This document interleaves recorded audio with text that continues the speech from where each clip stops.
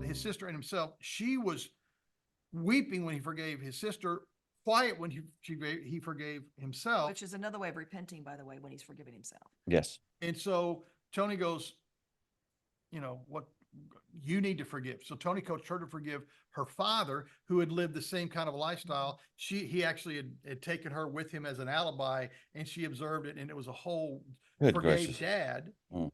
forgave husband, who before they came said, you will never touch me again. She got up and hugged him, Just wept. weeping, held his head, snuggled over next to him in the truck as they were driving home.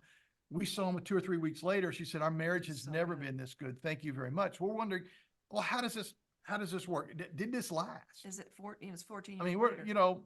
was this a youth camp experience, Yeah. where we're all coming with euphoria, and then, Which is not what we see normally. 3 but- weeks later, you're back into your old, no, that's not what we normally see. So we reached out to them, and connected with them a couple of weeks ago. And, I said, I just want to know how you're doing these days.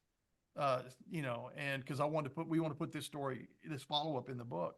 And his first comment was, he makes all things new. Be sure to check out the full episode of the 95 podcast by going to 95network.org/podcast.